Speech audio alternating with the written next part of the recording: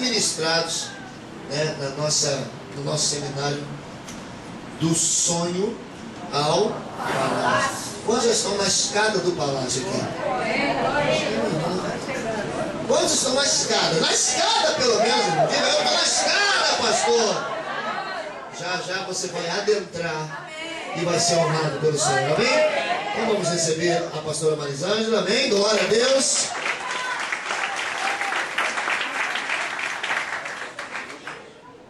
Graça e paz, bom dia. Depois aí de um breve intervalo na nossa sequência de ministrações, né? Já estamos quase no fim. Segura a mão do teu irmão e fala assim, ó, parabéns, campeão.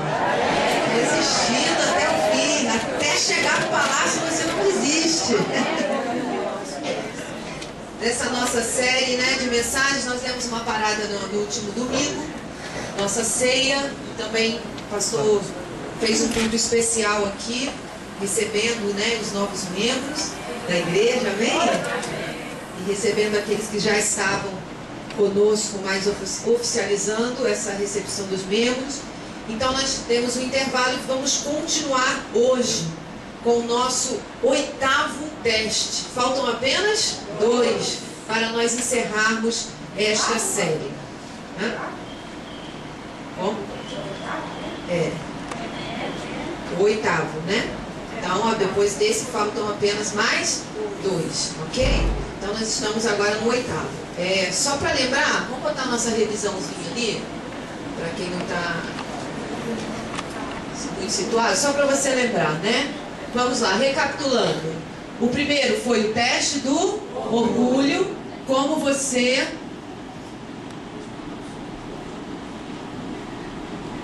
Só bota o PC aí, senão vai sair a tela. Isso, pronto. Como você responde ao sonho. 2, o teste do buraco. Satanás nos ataca e fabrica evidências, nós aprendemos isso. O terceiro, qual é o teste, irmão? Teste do palácio, teste da mordomia, da conduta com o que não é nosso. Vamos lá, 4, teste da pureza, o teste moral, conduta com seu próprio corpo. 5, o teste da prisão, a coisa certa com a consequência errada. 6, o teste profético, a palavra de Deus nos prova e nos molda, né? 7, foi o último, foi o teste do poder. Teste do poder. Como você responde à promessa, sua conduta na vitória e numa posição de autoridade, né? E hoje o nosso 8º teste é o teste da prosperidade. O teste da prosperidade é o que nós vamos falar nessa manhã. Bom, como já informei os irmãos, esta série não é como a última série que nós fizemos, né, sobre as cartas do Apocalipse, que realmente eu preparei e trouxe para nós. Não, esta série é do pastor Robert Morris, dos Estados Unidos, da Gateway Church. Ele prega numa semana, eu assisto, escuto, traduzo e trago para nós. Simultâneo, essa mesma série que nós estamos tendo aqui está acontecendo lá na Gateway Church, lá em Dallas, tá? E foi o pastor Henry Fisher que falou, né, nosso amigo, o pastor Henry.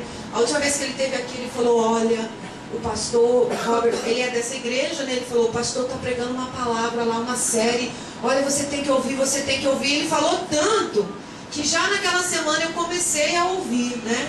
E eu fiquei assim tão impactada com a primeira palavra que eu ouvi, que foi o teste do orgulho, né, que eu imediatamente mandei um e-mail para o pastor Henry e falou para o pastor, vou levar essa série para a igreja, avisa aí o pastor Robert, pede autorização a ele para que eu possa estar traduzindo e levando este estudo tão tremendo, que já está transformado em livro, né, mas infelizmente ainda não está traduzido para o português, mas no inglês você já encontra este livro, exatamente com este nome, Do Sonho ao Palácio, 10 testes que José precisou passar para sair do sonho e entrar no palácio, né, e viver a promessa efetivamente. E esse 8º teste, né, o teste da prosperidade. Eu confesso que o tema dessa manhã não é um tema que nós como igreja aqui tratamos sempre, não é um tema que nós, talvez eu acho que nunca paramos para pregar sobre isso. Nós temos sim o nosso momento, sempre um momento de 5 minutos ou 10 minutos, onde compartilhamos uma palavra muitas vezes ali de dízimos e ofertas, mas normalmente, aliás, eu acho que nunca paramos para pregar sobre isso. Mas o teste da prosperidade hoje, como José já está indo, né? Ele já passou pelo buraco, ele já passou pelo teste de orgulho, ele já passou pelo pior, vamos dizer assim, né? Passou pelo teste da prisão. E agora nós estamos entrando na parte da honra, não é verdade? Na parte que ele tem que lidar com o quê? Com o sucesso. Ele tem que lidar com as coisas dando certo, com as coisas funcionando. Graças a Deus que chegamos nessa parte, amém, querido? Só que nessa parte, onde as promessas começam a se cumprir, nós também somos testados. Às vezes temos uma visão errada de que nós só somos testados quando as coisas estão dando errado, quando as coisas estão difíceis. Eu sou testado no teste da prisão, eu sou testado no teste do buraco. Mas desde o último, não da semana passada, mas da semana retrasada, desde o último teste, nós temos entrado numa via aí, por um lugar onde José está sendo o quê? Honrado, onde ele está começando a viver, né? Começando a colocar suas mãos, a tocar na promessa de Deus. E neste momento também José é provado. E na semana passada nós falamos sobre o teste do poder. É quando José recebe o quê? A autoridade. E nós falamos ali da nossa conduta quando nós recebemos a autoridade. Quem somos nós quando é dado poder nas nossas mãos? Né? Nós mudamos, nos tornamos outras pessoas. Aquele que era humilde, que falava com todo mundo, aquele que era tão bacana, agora não fala com ninguém, despreza os outros, pisa. Tem gente que não pode, né, dar poder na mão dele, porque senão ele muda. Ele vira outra pessoa, ele não é mais o mesmo, a humildade dele foi embora, né? Então, nós falamos sobre isso no nosso último teste, o teste do poder. Qual é a sua conduta quando você é investido de poder, de uma posição de autoridade? Nós aprendemos que o poder não é ruim, tanto que nascemos já desde pequeno nascemos com esse desejo, né? Na brincadeirinha de criança, a gente quer ser o chefe, a gente quer mandar, a gente quer ser o professor, a gente quer ser a mãe, a gente quer ser o pai. Já é algo que está dentro de nós. O que nós entendemos é que este poder precisa estar alinhado com aquilo que descreve a palavra de Deus. Né? E a palavra de Deus diz que Ele abate os soberbos e exalta os humildes. Seja a posição que Deus te colocar, o lugar que Deus te levar, humilde. Seja humilde. Seja humilde. Ame as pessoas, considere as pessoas, tenha consideração com elas. Seja simples. Seja simples, porque assim era Jesus. Detentor de todo poder, detentor de toda glória, né? Deus que se fez homem e o maior exemplo de humildade que já passou sobre essa terra. Não desprezava ninguém, ninguém era pequeno demais que ele não pudesse atender. Ninguém era simples demais que ele não pudesse dar atenção. Ninguém era sujo demais que ele não pudesse ter misericórdia. Ninguém era pecador demais que ele não pudesse defender, como aquela mulher ali onde todos queriam atacar pedra. E esse é o exemplo de Jesus para nós. Então diga para o seu irmão assim: Deus vai te levar longe, Deus vai te levar alto, mas não perca a sua essência. Amém? Precisamos ser aprovados no teste do poder. Ser aprovados no teste do poder. E eu quero declarar que muitos aqui serão colocados como patrão, como chefe, como autoridade, no setor que você trabalha, promoções virão sobre a tua vida, amém? Mas saiba honrar o nome do Senhor ali. Saiba honrar o nome do Senhor ali naquele lugar. Que você seja conhecido como o melhor chefe, o melhor patrão. Sabe, aquela pessoa que é competente, sim. Ninguém está falando aqui que você tem que ser nada disso. É competente, sabe colocar as coisas no lugar, mas não usa do poder que te é investido para pisar nas pessoas. Amém? E nessa manhã, né, além, nós falamos do poder como investimento de autoridade. E o segundo teste pelo que nós também passamos nessa chegada ao palácio, que é quando José já está no palácio, é o teste da prosperidade. Quando te é dado poder, agora no sentido de recursos, dinheiro, né? Então eu queria que você abrisse comigo Gênesis 41, né? Nosso texto base aí de José, Gênesis 41. Estamos lendo aí, caminhando. Nós vamos ler do 33 ao 36. Gênesis 41, 33 ao 36. Gênesis 41. Diz assim a palavra de Deus. Gênesis 41, 33 ao 36. Você está sem Bíblia, você pode acompanhar também pelos televisores. 33 ao 36. Agora, pois, escolha Faraó um homem ajuizado e sábio, e o ponha sobre a terra do Egito. Faça isso, Faraó, e ponha administradores sobre a terra, e tome a quinta parte dos frutos da terra do Egito nos 7 anos de fartura. Ajuntem os administradores toda a colheita dos bons anos que virão. Recolham cereal debaixo do poder de Faraó para mantimento nas cidades e o guardem. Assim, o mantimento será para abastecer a terra nos 7 anos de fome que haverá no Egito, para que a terra não pereça de fome. Amém, queridos? O conselho, né, o 37 diz que o conselho foi agradável a Faraó e a todos os seus oficiais. E no 38, Faraó diz aos seus oficiais: acharíamos porventura um homem como este em que há o Espírito de Deus? E depois disse Faraó a José: visto que Deus te fez saber tudo isso, ninguém há tão ajuizado e sábio como tu. Administrarás a minha casa, a tua palavra obedecerá todo o meu povo. Somente no trono eu serei maior do que tu. Amém? Então, o momento em que José ali é honrado, interpretando os sonhos que Faraó teve, né? O sonho de 7 vacas magras, 7 vacas gordas, e ali Deus usa a vida de José para interpretar esses sonhos. E a revelação desses sonhos, a maioria de nós sabemos, é que haveria 7 anos de fome. As vacas magras tipificavam isso. Mas antes dos 7 anos de fome, haviam 7 vacas gordas, que tipificavam 7 anos de abundância. E chegavam as vacas magras e comiam as vacas gordas, né? Então a interpretação de José é esse sonho, que haveria 7 anos de muita fartura na terra do Egito, mas que depois viria 7 anos de uma fome terrível. E aí ele interpreta e Faraó diz: o que eu faço? Ele falou: acha um homem sábio, um homem administrador, que nesses 7 anos de fartura vai fazer o quê? Armazenar, estocar, para quando chegar os 7 anos de fome, a terra não pereça pela fome. Que conselho sábio, né? Que coisa boa. Irmãos, como nós já aqui aprendemos com esse posicionamento de José, né? Com a sabedoria deste homem. E a sabedoria que José manifesta aqui é fruto de quê? Né? É fruto de um relacionamento com Deus, é fruto do Espírito Santo na vida dele, mas também é fruto de tudo que ele passou, que nós vimos aqui. Os testes anteriores, né? Teste do orgulho, teste da prisão.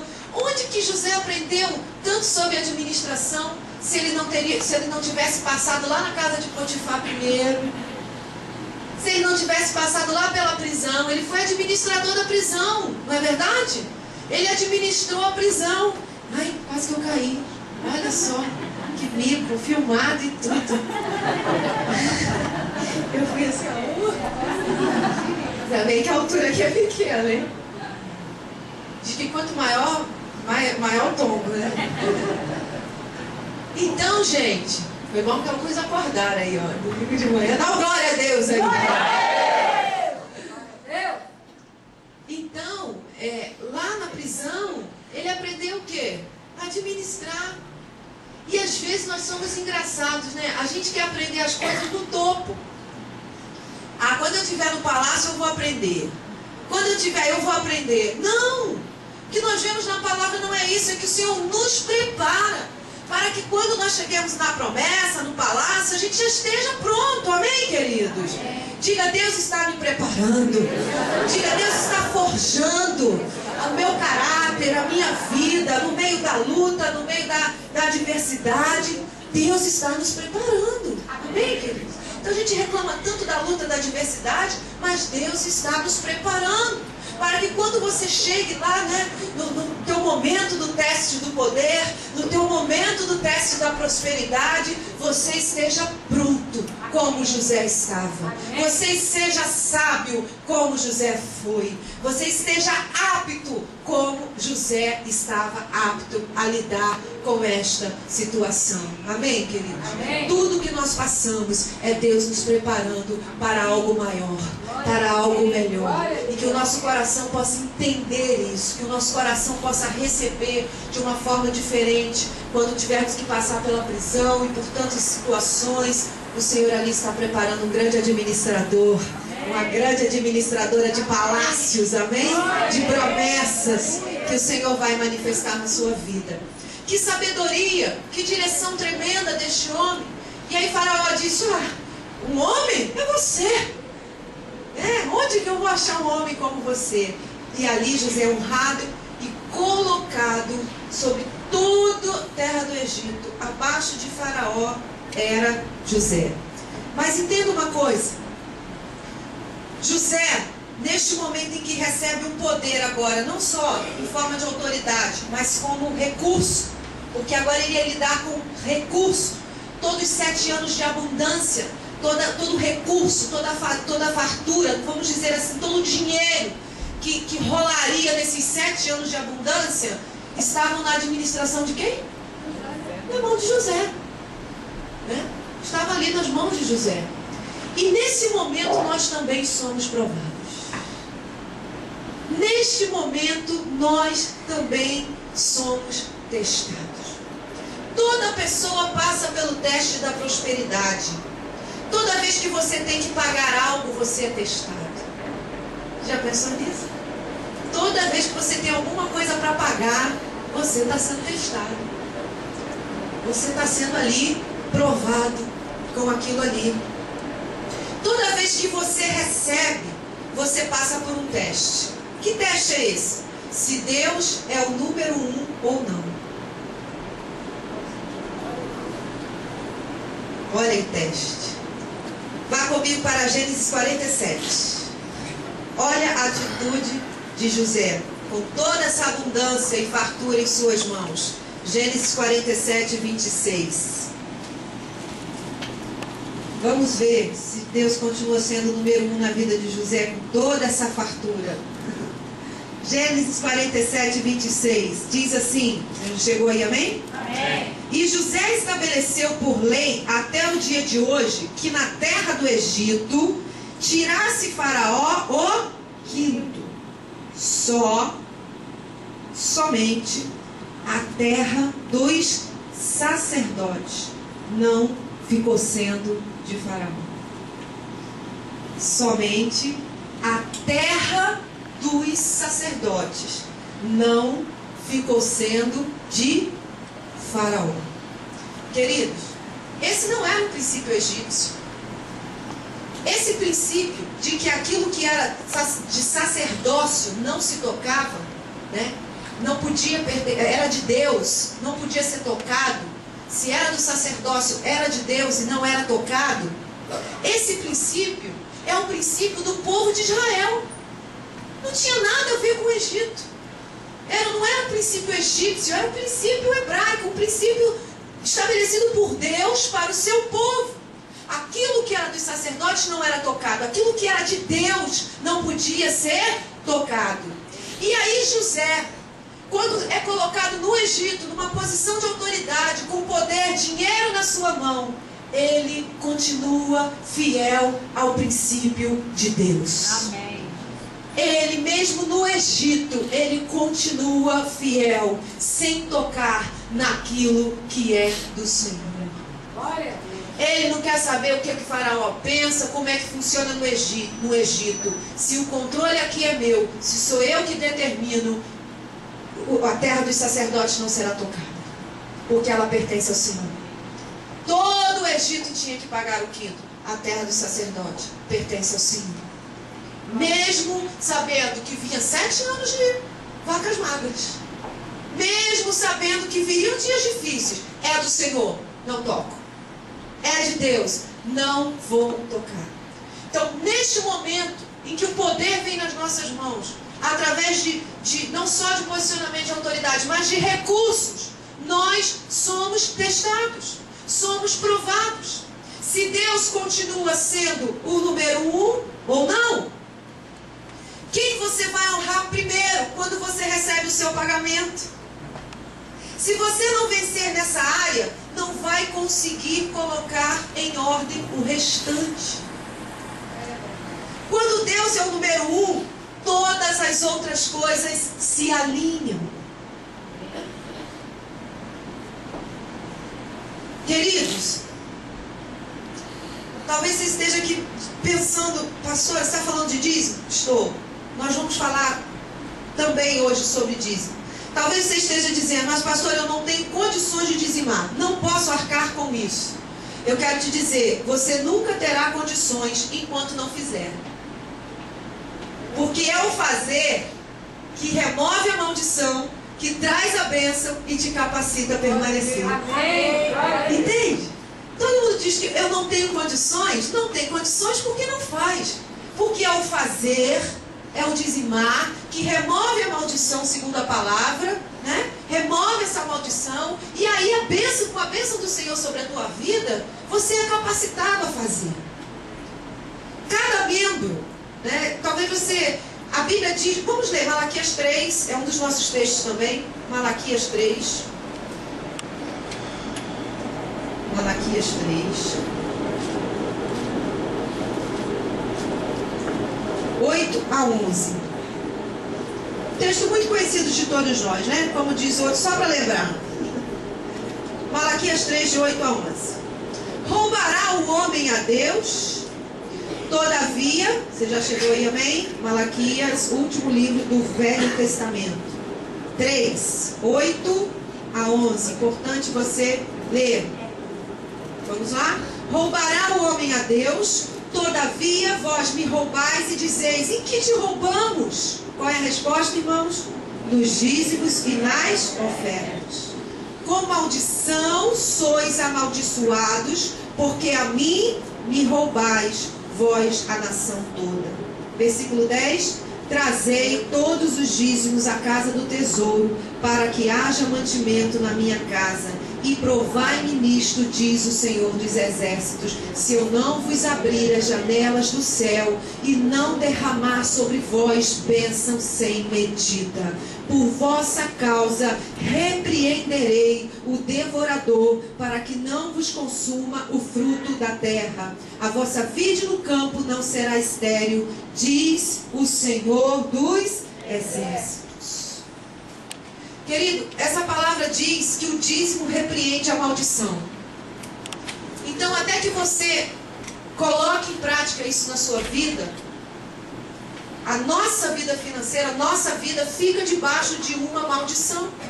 E às vezes a gente pensa assim, isso é para os líderes, isso é para os pastores, e realmente daqueles que querem estar no altar e não vivem isso. Ai daqueles que sobem no altar sem viver isso. Sem viver isso. Com certeza estão colocando a sua vida debaixo de maldição. Sem esse primeiro compromisso com Deus. Sem dizer que Deus é o primeiro lugar. Agora, não é só para líderes e pastores.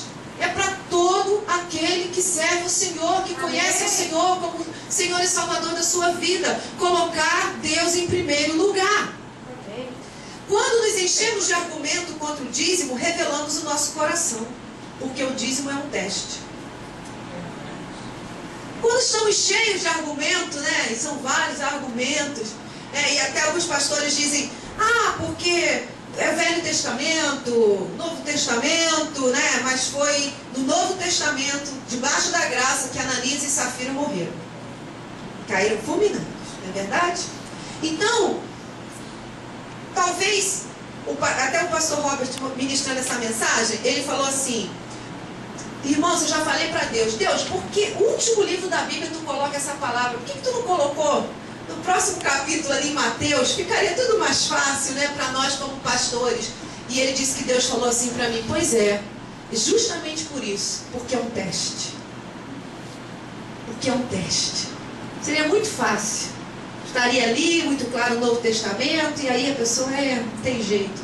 É um teste. Onde está o teu coração? Lá em Mateus diz, porque onde está o teu tesouro, ali está o teu coração. O Senhor pede de nós, não porque Ele precisa, porque Ele não precisa, irmãos. Ele é dono de todo ouro e toda prata. Mas Ele quer o nosso coração. E onde está o nosso tesouro, ali está o nosso coração. Quando nós entregamos verdadeiramente, nós estamos dizendo, Senhor, Tu és o primeiro lugar na minha vida. Eu confio em Ti. Minha confiança está em Ti. E o versículo 10, trazei todos. Está assim na tua Bíblia? 3:10, Malaquias 3:10. Trazei todos. Todos significam todos. Em todos os idiomas. Todos os dízimos à casa do tesouro. Mais uma coisa, a casa do tesouro. Dízimo é para ser entregue na igreja onde você é membro. Se você não é membro aqui, não dizime aqui. Você tem que dizimar na tua igreja. Você pode ofertar, se assim Deus gerar no teu coração. Dízimo é para ser entregue na casa do tesouro, no lugar onde você é membro. Dízimo, o dízimo, estou falando de dízimo, estou falando de oferta. O dízimo não é para você pegar, não, 5% eu vou dar ali para o programa de televisão, 2% eu vou dar ali para a instituição tal. Deus não te dá autoridade para isso. Não é isso que está escrito na palavra? Os dízimos devem ser entregues aonde?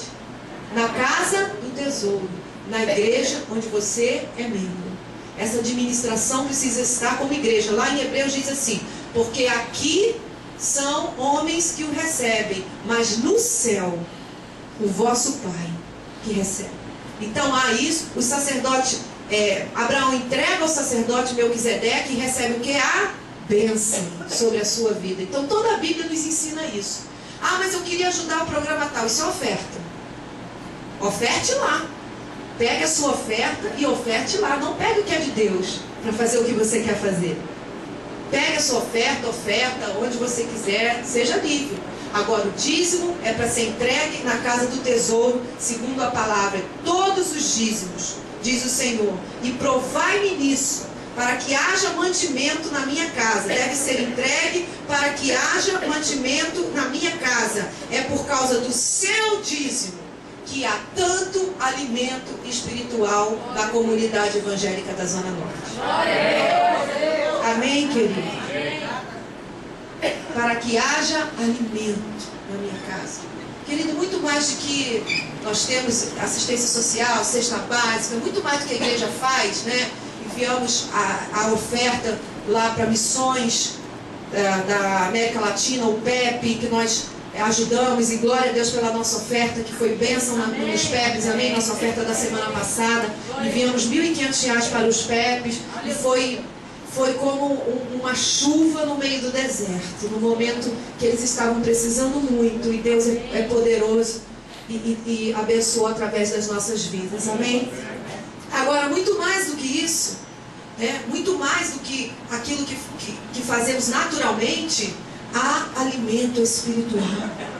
A igreja é chamada casa do pão, alimento espiritual. Quanto maior o local, mais vidas. Não é verdade? Quanto maior, mais vidas. Quanto mais estrutura para crianças, mais crianças. Quanto mais estrutura para adolescentes, mais adolescentes arrancados, sabe, deste mundo, das trevas, das drogas, os jovens.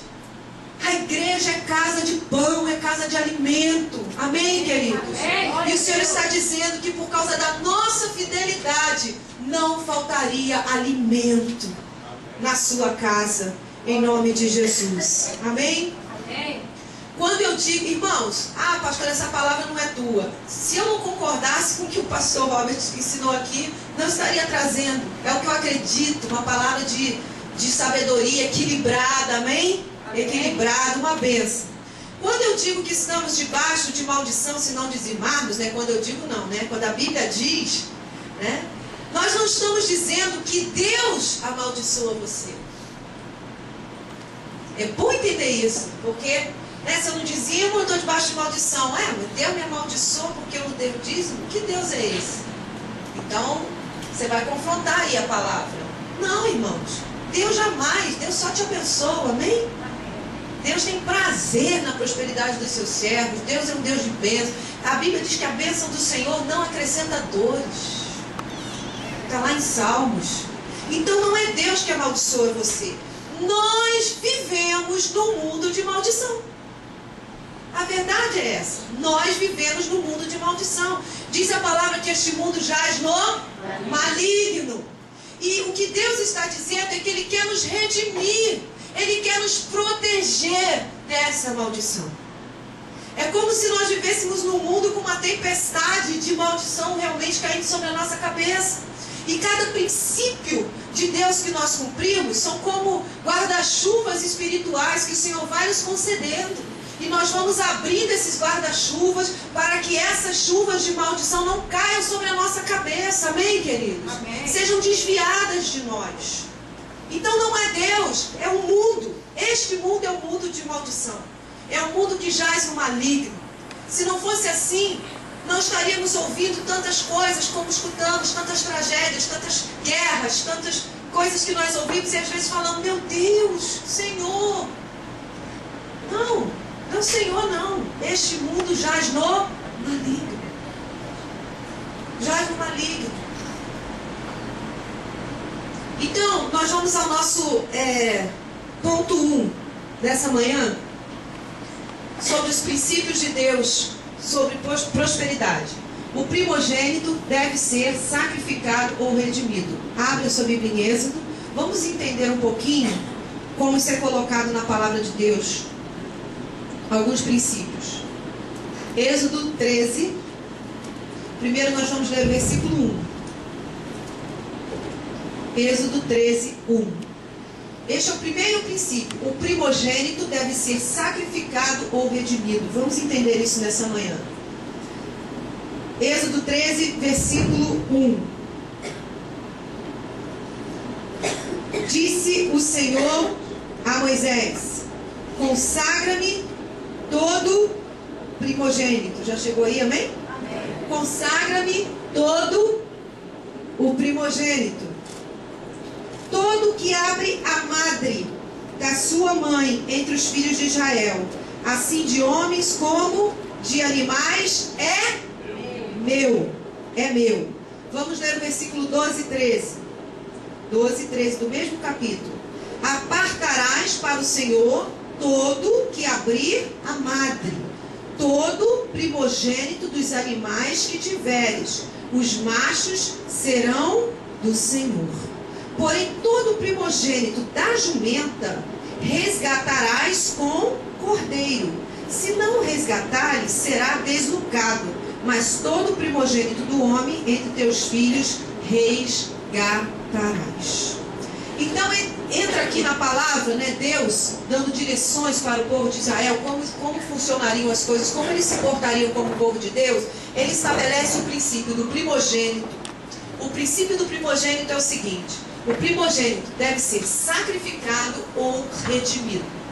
Ou seja, toda a primeira cria, fosse de animais ou dos próprios homens, deveria ser sacrificado ou redimido. No caso dos filhos dos homens, Deus nunca aceitou sacrifício humano, tá? Então era redimido, ou seja, nasceu aquela primeira criança, um cordeiro, né, era sacrificado. E ali era redimido aquele primogênito, ou seja, estava sendo entregue ao Senhor, né, redimido pelo cordeiro. Animais, a mesma coisa, deu cria. Se fosse um animal puro, o próprio animal que nasceu, a primeira cria, seria sacrificado. Mas se fosse um animal impuro, o que aconteceria? Um cordeiro seria sacrificado para o redimir. Talvez a gente escute isso e fala: ai, eu estou entendendo, não entendi nada. Queridos, tudo isso é uma sombra. tudo isso aponta para Jesus. Tudo isso nos ensina. Entenda uma coisa. Tudo aponta para Cristo, né? Que é o sacrifício limpo. Você nasceu puro ou impuro? Nascemos, diz a Bíblia, debaixo do pecado, da maldição do pecado. Exemplo, alguém ensina o seu filho a ser mau? Alguém ensina, né? Não, naturalmente não. Mas naturalmente já tem um pastor amigo nosso que quer dizer que toda criança já nasce com uma serpentinha dentro de si. E que você, com disciplina e educação, você tem que ir matando essa serpentinha, né? Porque senão a serpentinha cresce. E aí você vai ali pela graça de Deus, pelo poder do Espírito Santo, né?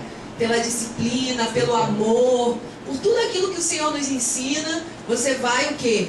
Trabalhando. Você vai ensinando, porque se você deixar a criança entregue a si mesmo, a criança entregue a si mesmo, ela se torna uma criança o quê? Insuportável. Só as coisas ruins vão brotando. Cada vez mais egoísta, cada vez, né, bate todo mundo, tudo é dela, tudo. Parece que o que brota naturalmente é a semente do mal. E é através, né, da nossa presença, da nossa conduta, daquilo que Deus vai nos ensinando, que nós vamos ajudando, né, esta criança, como nós falamos, a ter fé, a crer. Né? Vamos ajudando esta criança a crer. Então, nós nascemos impuros, nascemos no pecado. Então, o limpo teve que se sacrificar pelo impuro. Jesus teve que morrer por nós, para que nós fôssemos resgatados. O primogênito deve ser sacrificado ou redimido. E nós fomos redimidos pelo sangue do Cordeiro, pelo sangue de Jesus. Amém? Jesus foi o dízimo de Deus. É a fé que libera a bênção. E o princípio é a primícia. Olha, entenda isso. A fé libera a bênção, mas o princípio é a entrega da primícia. Não é só fé. É por isso que a Bíblia diz: a fé sem obras é morta. Eu preciso da fé, sim. Acreditar nessa palavra, tomar posse de que o Senhor repreenderia o devorador, de que Ele abriria janelas do céu sobre a minha vida. Isso eu tenho que ter fé e crer nisso. Mas o que vai ativar essa fé? Cumprir o princípio. Cumprir o princípio. Então, entenda uma coisa. Segundo esse princípio das primícias, eu não pago tudo primeiro e depois vejo se sobra para o dízimo. Primícias, o primeiro. Você quer ver uma coisa? O povo de Israel, deserto e tal, chegou a hora da conquista. Primeira cidade a ser conquistada, Jericó, as muralhas de Jericó, lembra? Jericó. Qual foi a ordem do Senhor? Jericó é minha. Tudo é meu. Vocês não vão ficar com nada. Depois você lê lá, Josué, capítulo 6, capítulo 7. O Senhor diz assim, ó: Jericó é minha. Todo ouro, toda prata, todo despojo ficará na minha casa, diz o Senhor. Vocês não vão tocar em nada. Por quê, queridos? Princípio da primícia. Jericó foi a primeira cidade a ser conquistada na terra prometida. E Jesus falou: a primícia é minha. Deus falou: o primogênito é meu. Então Jericó é minha. E aí acontece o quê? Acã. Por que Acã, gente? Por que houve a situação de Acã? Porque Acã tocou naquilo que era de Deus. Deus tinha falado: vocês não podem ficar com nada. E Acã pegou um monte de coisa e escondeu debaixo da tenda dele. Por que deu problema com Acã, se o que Acã pegou era de Jericó? Porque Deus tinha falado: Jericó é minha, não toquem em nada. Primícias. Deus não podia ter dito assim: olha só, vocês conquistam aí umas 10 cidades, aí na 10ª vocês me dão. Ou então, ó, conquista aí umas 10, vocês passaram muito pelo deserto, né? Tadinho, vocês sofreram muito. Então, desfruta bastante. Conquista aí umas 10 cidades. Lá na 11ª vocês me dão. Primícia é primícia. Ó, vocês passaram por deserto, eu entendo, mas a primícia é minha. Sabe por quê? Porque eles não teriam conquistado as 10 cidades para conseguir dar a 11ª a Deus se eles não tivessem cumprido o princípio da primícia. A vitória sobre todas as outras cidades vieram pelo cumprimento do princípio da primícia. A conquista de todas as outras conquistas que vieram depois foram liberadas, foram desatadas, foram abençoadas por causa do cumprimento de um princípio.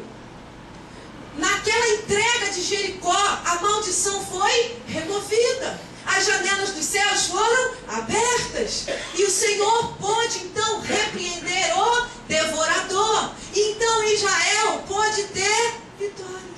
E mais vitórias, e mais vitórias, até conquistar toda a terra, inclusive os lugares altos, como diz a palavra. Amém? Então não é conquiste toda a terra, 10 cidades e me dê a 11ª. Jericó é minha. Princípio das primícias. E trazendo isso para nós, queridos, é exatamente isso.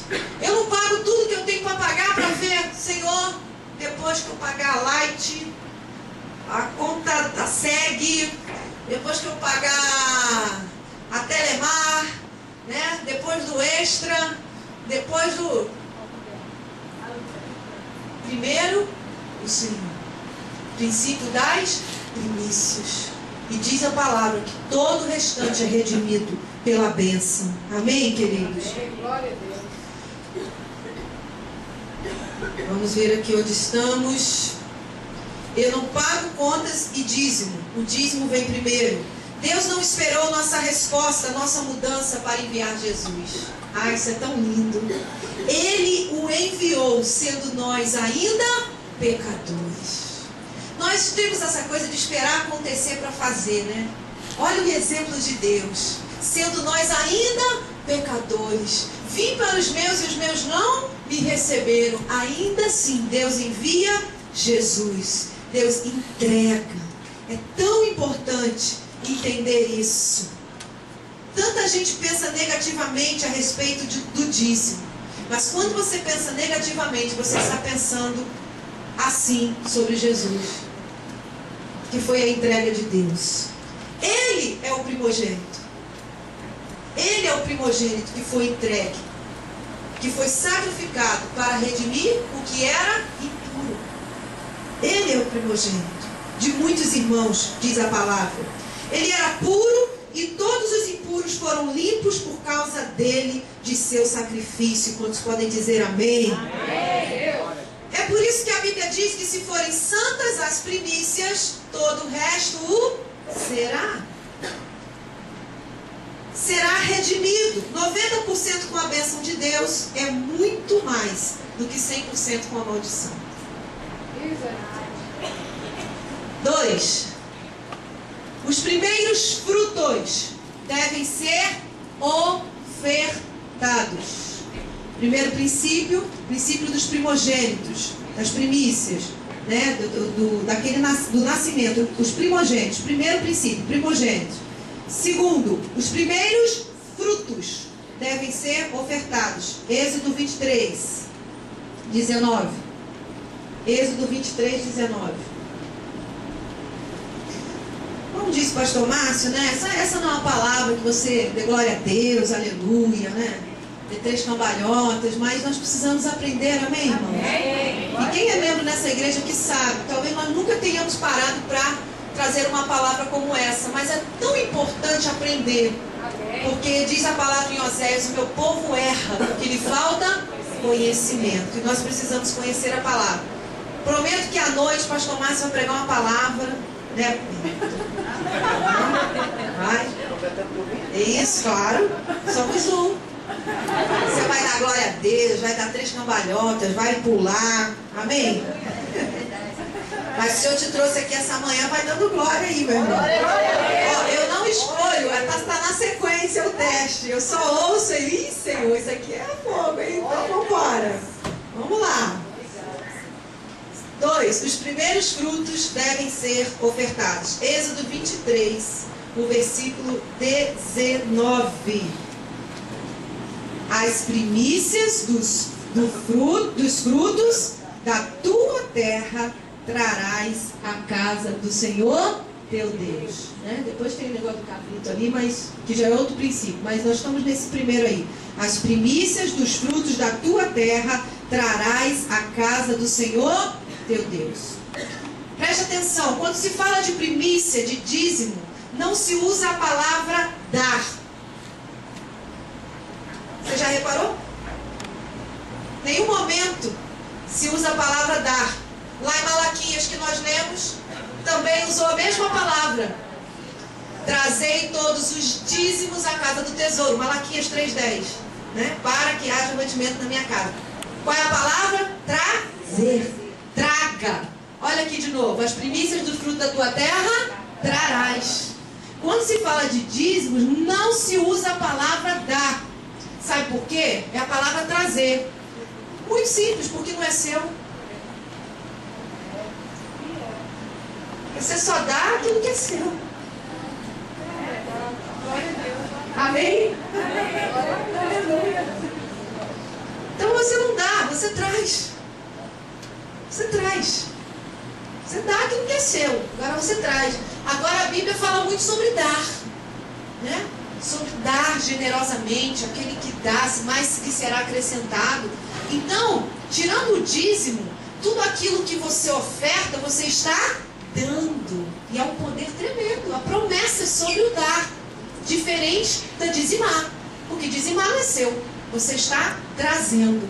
Ofertar é dar. E aí tem promessas tremendas, né? O generoso prosperará. Aquele que dá muito mais lhe será acrescentado, né? Assim, é dando que se recebe e tal. Várias promessas sobre o dar. Quando você dá, além do teu dízimo, você oferta, você faz uma oferta com propósito, você oferta, abençoa alguém, você socorre alguém. Isso também traz um outro nível de promessas e de bênçãos sobre a tua vida. Amém. Além do dízimo, diferente do dízimo. Olha que coisa tremenda, né? Então, porque Deus pede todo o ouro. Ah, isso aqui eu já falei, né? Sobre Jericó. Vou pular essa parte aqui. Olha só, gente. O pastor Robert diz uma coisa interessante. Ele fala assim: todo dizimista terá sempre um testemunho. Que testemunho é esse? Deus tem me abençoado. Amém. Glória a Deus. Amém? Amém.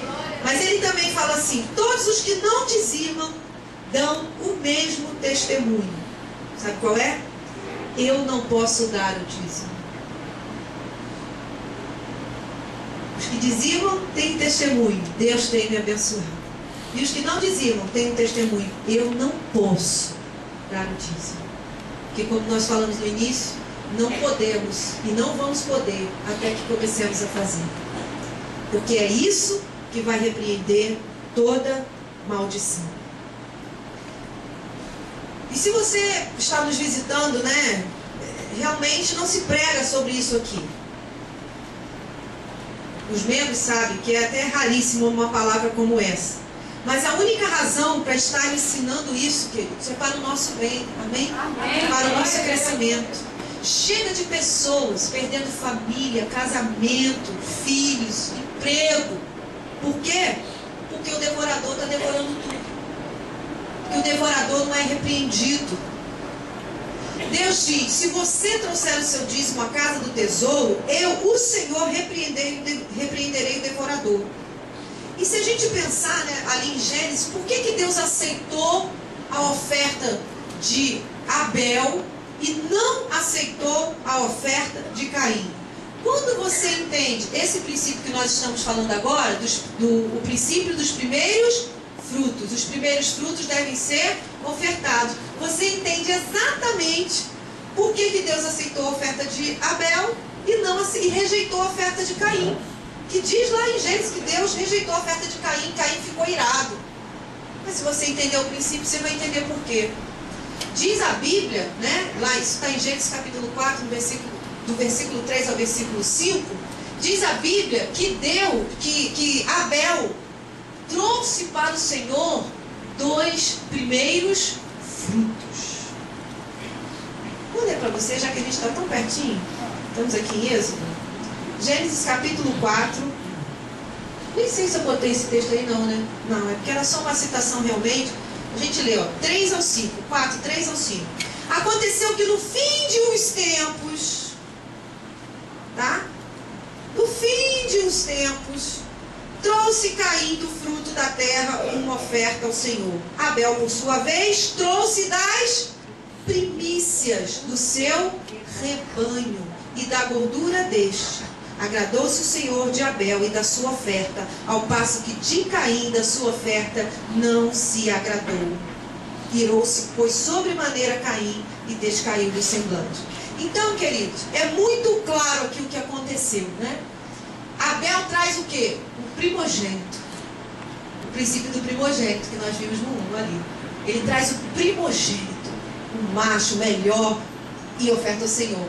Caim, o que Caim faz? Depois aconteceu que no fim de uns tempos, quer dizer, Caim fez tudo o que tinha para fazer primeiro. Colheu, plantou de novo, não sei o que ele fez com a colheita dele. Aí no fim de uns tempos, ele pega alguma coisa lá da colheita dele e traz para o Senhor. Aí o Senhor falou, não, Caim, não é assim não. Não é assim não, sabe por quê, Caim? Os primeiros frutos devem ser ofertados. Vai depois, os primeiros frutos. Então nós entendemos aqui qual foi o princípio. Né? O que aconteceu aqui de errado? Se você entende o princípio da primeira cria, dos primeiros frutos, será simples entender por que Deus aceitou a oferta de Abel e rejeitou a de Caim. Deus nunca vai aceitar segundo lugar. Ele é sempre o primeiro. Amém? Ele é o perfeito, Ele é o primeiro, Ele é sobre tudo e Ele é sobre todas as coisas. Amém? E terceiro, vamos ao nosso terceiro ponto e último ponto. O dízimo deve ser o primeiro. Levítico 27. Levítico 27, versículo 30. Levítico 27, 30.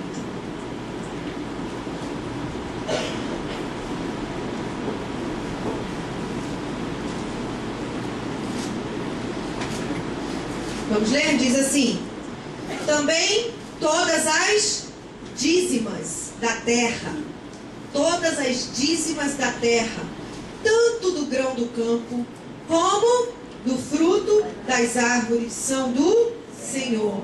Santas são ao Senhor. Amém? Amém. Santas são ao Senhor. Todas as dízimas do campo, da terra, das árvores, são do Senhor. Então, o terceiro princípio, o dízimo deve ser o primeiro. Ou seja, a primeira coisa.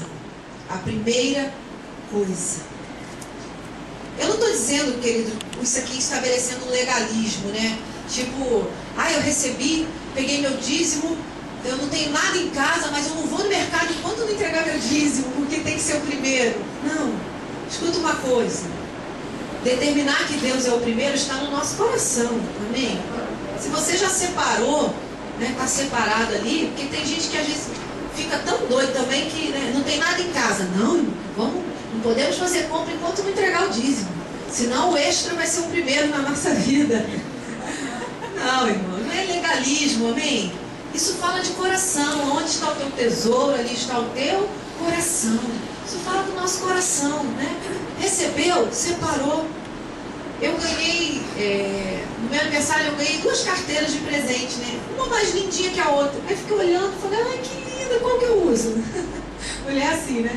Ai, tão linda, eu quero andar com as 2 na bolsa. Aí depois eu falei, cara, que coisa boa. Porque eu tinha um cantinho na minha carteira onde tudo que entra eu tiro dízimo, senão a gente esquece, irmãos. Ainda mais quem recebe dinheiro um pouco pingado.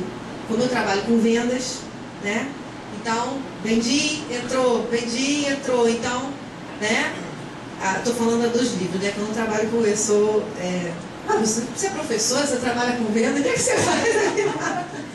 Não, irmãos, eu sou professora do município. O que eu trabalho com vendas são os meus livros. Que eu tenho um blog, eu vendo pela internet, né? Compras pela internet. Então, entra. E também eu como saio muito para pregar nas igrejas, eu levo meu material, lógico, né? Os livros para vender. E aí, graças a Deus, vende sempre bastante. Então, entra aquele dinheiro, né? Saí para pregar, entra um dinheiro de vendas, né? Fui num congresso não sei aonde, vai entrar um dinheiro de vendas. Compra na internet, entrou um dinheiro de vendas na compra. Então fica uma coisa muito pingada. Porque o salário para mim é fácil, já entrou, já separou, acabou. E esse dinheiro pingado, já que a Bíblia diz trazer todos os dízimos. Aí eu, puxa, 2 carteiras, eu ficava misturando, ficava uma confusão, minha cabeça ficava doida depois. Eu falei, já sei, uma carteira só do dízimo. Tudo que entrar, que eu já não. Quando tiver essa carteira aqui, eu já sei que é dízimo, né? Entrou uma venda, às vezes até aqui que eu vendo livro, tem livros meus na livraria também. Entrou venda alguma coisa, eu já boto ali naquela carteira. E é muito engraçado que às vezes eu abro a carteira, gente, está cheia de dinheiro, a do dízimo. E eu não sei de onde é aquele dízimo, mas eu sei que é dízimo. Eu não preciso nem ter dúvida, ficar calculando, entendeu? Quero nem saber, eu já vou enfiando tudo no envelope, eu já sei que é dízimo. Já sei que não é meu. Né? Se está naquela carteira ali é porque entrou de algum lugar, já nem lembro de onde, graças a Deus entrou. E realmente, queridos, quem vive isso pode testemunhar. Né? Eu fico assim, às vezes olhando, até familiarmente falando. Você acaba olhando até a questão da família. E se botar no papel, talvez, né, somos os que ganham menos e o que temos mais. É uma coisa assim, é só a bênção de Deus. É a bênção de Deus. Não tem outra explicação. Às vezes eu escuto umas coisas, sabe? Umas pessoas que falam, às vezes intimidade, família, que falam quanto ganham, né? Eu fico assim, sabe aquela coisa que tu fala assim, meu Deus, se eu ganhasse isso. Sabe? Você fala assim, Senhor. E aí você olha e você fala assim, gente, eu vivo tão bem ou melhor que essa pessoa. Como que pode isso? Como que isso acontece? Bênção do Senhor. De onde você não espera vem, Deus abençoa. No momento que tem uma necessidade maior, Deus abençoa, abre uma porta, vem um convite. Queridos, é a honra de Deus, que vem de alguma forma, de alguma maneira ela chega. Não sei qual a área que você trabalha, que você atua, mas por algum caminho chega, amém? No nosso caso, que somos pastores, também pregadores, chega um convite, chega alguma coisa, né? E às vezes assim, nós até recusamos coisas que seriam boas para nós, falando dessa forma, pela casa de Deus, por estar aqui com vocês, e Deus honra isso também, né? Por exemplo, o pastor Márcio era para estar em Dallas. Esse final de semana não era para estar aqui. Ele era para estar em Dallas, recebeu um convite maravilhoso para embarcar quinta-feira para Dallas, com tudo pago, cair no hotel, pregar num congresso lá, de quinta a domingo, e voltar na segunda-feira. E ele disse, não posso. Marquei um jantar de casais com a minha igreja. Marquei um casal, como é que eu não vou estar no jantar de casais da minha igreja? Eu disse não. E eu sei que essa oferta também, né? Essa oferta, algo que seria uma bênção para ele, porque a igreja quando convida, né, ela oferta, ela dá uma oferta ao pastor por ter ido, por ter viajado, por ter pregado, né? E sendo nos Estados Unidos essa oferta é em dólar, né? É uma bênção. Então, assim, é bênção, gente. Agora, o Senhor está em primeiro lugar, amém? Nosso compromisso com Deus, o nosso coração, nós não podemos nos deixar mover e sabe, ser tomados por essa questão.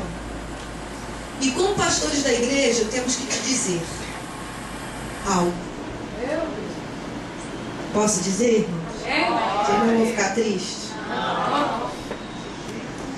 Não adianta nos pedir ajuda para o seu casamento, filhos, finanças, se você não coloca Deus em primeiro lugar.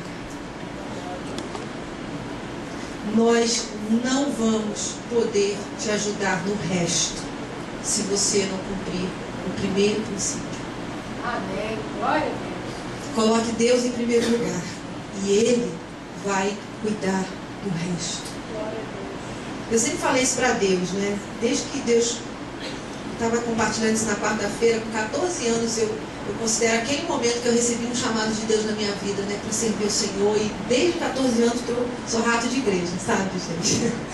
E desde aquele momento eu aprendi a fazer uma oração. Eu falei: Senhor, eu vou cuidar daquilo que é teu e o Senhor cuida daquilo que é meu. Vamos fazer esse, né? Eu vou cuidar daquilo que é teu e o Senhor cuida daquilo que é meu. E não estou falando isso para os jovens, equilíbrio. Tá? Eu vou cuidar do que é de Deus, o Senhor cuida daquilo que é meu e eu não vou estudar. Não é nada disso não, hein? Vou ficar enfiado na igreja porque, ó, graças a Deus, né? Sua pastora tem faculdade, tem pós-graduação, estudou, tem emprego, tem profissão, tem tudo. Não é isso que eu estou falando. Estou falando de coração. Amém? De colocar o Senhor em primeiro lugar. De servi-lo. De cumprir o chamado dele. De estar servindo ao Senhor com alegria. E com certeza ele cuida daquilo que é nosso. E eu quero encerrar essa palavra. Já estou encerrando mesmo. O Michel pode até vir. Com o texto de Êxodo 13, novamente, onde nós iniciamos, Êxodo 13. Êxodo capítulo 13.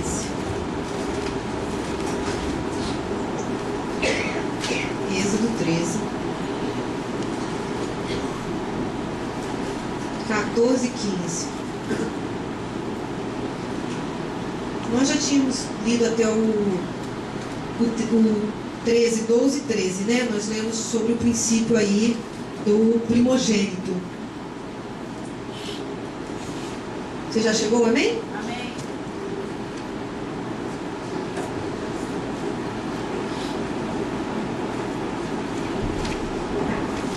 Êxodo 13.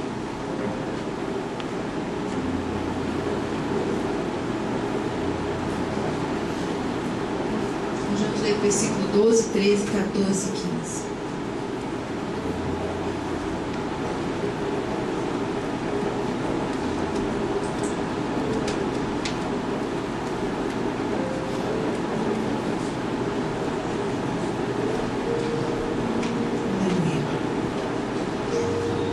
Relembrando aí o versículo 12 e 13, né? Todo aquele que abrir a madre, todo o primogênito dos animais, os machos, serão do Senhor.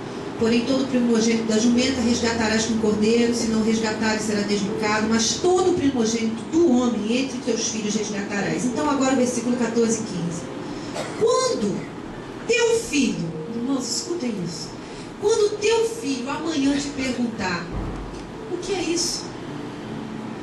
Responder-lhe-ás: o Senhor, com mão forte, nos tirou da casa da servidão. Pois sucedeu que, endurecendo-se Faraó, para nos deixar sair, o Senhor matou todos os primogênitos da terra do Egito, desde o primogênito do homem até o primogênito dos animais. Por isso eu sacrifico ao Senhor todos os machos que abrem a madre, porém a todo primogênito dos meus filhos eu resgato. Queridos, imagine esse princípio sendo cumprido em Israel. Viaje agora um pouquinho. Imagine essas crianças assistindo os seus pais, todo primogênito, toda a primeira cria dos animais que nasciam era sacrificado. Era sacrificado ao Senhor, o princípio do primogênito sendo cumprido. E aquelas crianças assistiam isso. E enquanto eram bem pequenininhas, elas sentiam pena. Né? Esse era o sentimento. Eu não sei quantos passaram aqui, mas eu vivi muito isso, porque há um tempo atrás, né, a gente comprava galinha viva. Não sei quantos passaram por isso aqui, né? Não vem dizer que eu sou velha não, hein? Tô novinha. Mas na época comprava galinha viva, amarradinha, com os pés amarradinhos. Quem lembra? E minha mãe chegava em casa com aquela galinha enrolada no jornal, não era assim? Só com a carinha assim pra fora. Apavorada, vivia. E a gente, criança, éramos 4 lá em casa, a gente corria. E enquanto minha mãe estava agitando, cozinha, né, botando água para ferver, aquela coisa toda, nós estávamos brincando com a galinha. Nós colocávamos nome na galinha. Sério, nós botávamos nome, nós brincávamos. E na hora da minha mãe matar, era uma choradeira. Não, mãe, não mata. fulana, tinha até nome. Minha mãe, sai daqui, senão não morre. Se ficar com ela, não morre. Vai todo mundo lá pra fora. Não, mãe. E minha mãe, né, criada em fazenda, sem problema, acostumada a matar porco, matar galinha. Minha mãe é aquela criada em fazenda de café no Espírito Santo, gente. E a mãe dela morreu quando ela tinha 5 aninhos. Então, ela rapidinho teve que ir pra cozinha, ajudar a cuidar dos irmãos mais velhos. Então, minha mãe tirava, tem que ver minha mãe matando uma galinha, gente. É um show. Ela bota o pescoço, tira as perninhas e vai. Né? Quer ver, não? É espetáculo. Mas, irmãos, criança pequenininha tem pena. É o primeiro sentimento. Novo convertido tem pena de dizimar. Quando a gente é criancinha, a gente acabou de converter, a gente tem uma pena. Ai, que desperdício, não faz isso. Tem alguma semelhança aí? Quando a gente é novinho, né, criança, é o mesmo sentimento da criança, a gente tem pena do sacrifício. A gente tem pena de dizimar, a gente, ai, aquela blusa, aquele tênis, aquela bolsa. A gente pensa dessa forma. Depois, essas crianças cresceram um pouquinho. Elas cresceram um pouquinho. Foram crescendo, sempre vendo seus pais cumprindo o princípio do primogênito, ofertando o primogênito, ofertando os primeiros frutos da terra, dizimando. E elas cresceram. E aí o sentimento daquele rapazinho que cresceu já não era de pena. O sentimento agora era, pai, e é isso que o texto está dizendo de uma forma tão linda. Pai, puxa, pai, a gente alimentou esse rebanho, a gente gastou tempo, a gente cuidou, a gente curou as feridas, a gente tratou. Puxa, eu acordava cedinho, pai, para te ajudar a dar comida, dar água, a tratar. Pai, na hora do nosso lucro, na hora que dá a primeira cria, na hora que depois de todo esse investimento que nós fizemos, finalmente vem um retorno, a primeira cria, porque agora ele cresceu, ele já pensa com outra cabeça, já não é mais pena, mas agora é o lucro. Agora é o lucro. Pai, peraí, pai, eu trabalho contigo aí no rebanho, eu investi, olha, pai, você está errado, pai, você está doido. Você vai pegar o nosso lucro depois de tanto investimento e você vai sacrificar, você vai dar para o Senhor. Você está doido, pai? Quantos de nós também, quando crescemos, não continuamos pensando assim? Que é o nosso lucro. Que nós investimos muito, que é nosso. Não é do Senhor, não. E esse pai, olhava para esse filho e respondia: filho, vem aqui. Você está vendo essa terra? Esse rancho? Nós não tínhamos isso. Você está vendo essas ovelhas? Nós também não tínhamos nada disso. Nós não tínhamos essa terra, nós não tínhamos essa casa, nós não tínhamos nada, filho. Sabe quem nós éramos? Nós éramos escravos na terra do Egito. Nós éramos escravos de trabalhos forçados. E tudo o que gerávamos não era nosso. Mas o nosso Deus, com mão poderosa, nos libertou da escravidão. Ele nos libertou de tudo isso e nos deu tudo isso. Então, filho, jamais deixaremos de devolver aquilo que pertence a Ele. Glória a Deus. Porque nós não tínhamos nada. E assim somos nós, isso acontece conosco. Quando teu filho, né, muitas vezes te vê separando o dízimo, te vê pegando aquele dinheiro. E a criança é tão linda que ela vê um pouquinho de dinheiro se forem várias notas, ainda que aquele dinheiro não seja nada, né? Forem notas de R$2, assim, ele já fala assim, quanto dinheiro? Né? Assim, criança, ele olha a quantidade de notas, né? E não exatamente o valor. E eu lembro disso também com os nossos filhos, desde pequenininho, a gente sempre ali separando o nosso dízimo. E o pai, quando estava com a empresa lá, como ele trabalhava com Guaraná, venda de refrigerante e tal, vinha muito dinheiro trocado, né, da empresa. E às vezes eram aqueles patacos assim, né? Mas era tudo 2, né? Juntinhos de 2 para fazer 10 e tal, aquelas coisas. Ele ia pegando aqueles patacos, assim, na época real, né? E botava assim, não cabia nem no envelope, por estar, né? Aí eu sei que as crianças. Aí o Pedro falava assim, mãe, quanto dinheiro para a igreja, mãe? As crianças, mãe, quanto dinheiro, mãe? Me dá aí, mãe, né? Aquela coisa de criança. E assim, nossos filhos nos vêm separando o nosso melhor, o dízimo, para a igreja. E eles podem até perguntar, num momento por pena, no outro pensando no lucro que eles poderiam fazer com aquele dinheiro, eles podem até perguntar, por que tanto dinheiro para a igreja? E você vai poder responder, como aqueles pais de Israel foram orientados a responder pelo Senhor. Filho, nós não tínhamos essa casa, nós não tínhamos nada, nós não tínhamos vida. Olha, você sabe quem era seu pai? Seu pai era alguém perdido, seu pai era alguém sem perspectiva, seu pai era alguém que não tinha nada, que não era ninguém, era um pecador, era alguém escravo do diabo. Mas o Senhor, com mão poderosa, nos resgatou, nos abençoou, nos salvou. Ele se fez sacrifício por nós e é por isso que nós estamos aqui. Então o que nós fazemos é devolver ao Senhor aquilo que Ele nos deu, aquilo que é dele. E nada do que possamos fazer se compara ao que Ele fez por nós.